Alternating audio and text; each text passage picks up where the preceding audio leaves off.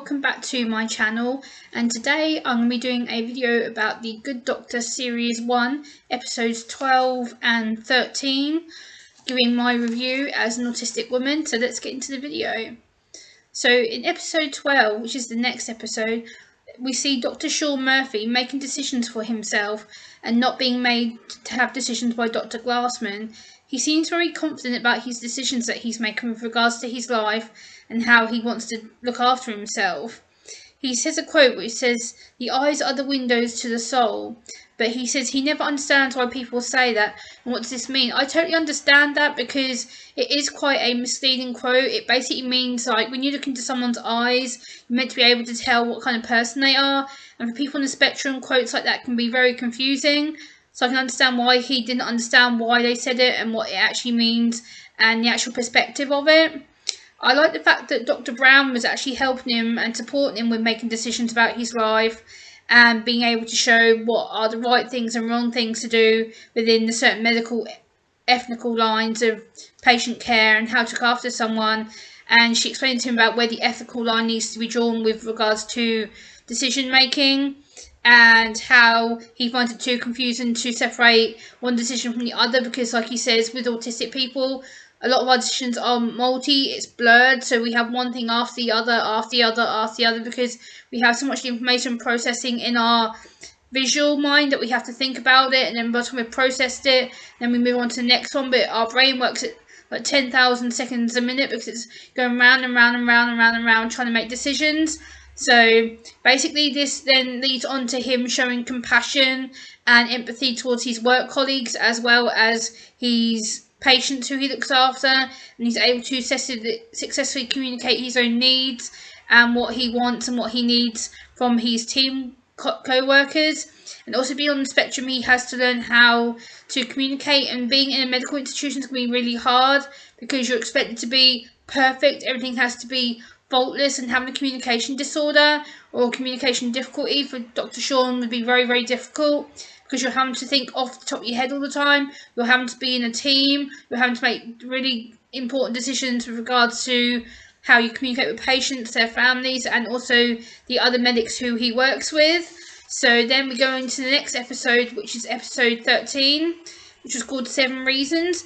So in the beginning of this episode, we see Dr. Sean Murphy looking at a patient and talking to him, and then he goes to see his head of surgery, who he calls boring, and they're having a team meeting, and the head of surgery tells him he can't call him boring because it's about being professional, and regardless if that's his opinion, he should have kept it to himself. So therefore it can get him into trouble with being inappropriate. So again, it's the people's boundaries of what is expected towards us as autistic adults. And as an autistic person who has worked in the medical field, I understand what the boundaries are to communicating and how it can be aggravating and confusing. So for him, in that aspect, he didn't realise that it was an inappropriate thing to be saying. So again, Dr. Murphy is very good at pointing out mistakes. He's very good at pointing out where people go wrong and when they say wrong things, and if they miss things on the medical x-rays or just in general in the medical program that he's part of. And at the same time, he's not aware of his actions or his behaviour. Again, this can be an autistic trait, because sometimes we don't necessarily know where our appropriate behaviour is, or when we've been inappropriate, or when we've said the wrong thing. It can lead us to get us into a lot of trouble. So again, it can be because we're not very good at understanding social boundaries or appropriate behaviour boundaries. So then we see Dr. Murphy with Dr. Brown in the canteen about why do people lie. Because again, it can be because people don't want to tell you the full truth, or they don't want you to worry about something that is not going to directly impact or involve you. And then he says, why do I struggle when it comes to reading people? Reading people for us on the autistic spectrum is very, very difficult, because when you're around people and you're having to look people in the face and you're having to look up, you're having to give them eye contact, is very difficult, because again, it's about multi-processing. It's the sensory input as well as the physical input of being able to talk to somebody. So again, it can be very, very confusing. And again, people just need to be direct and honest with us.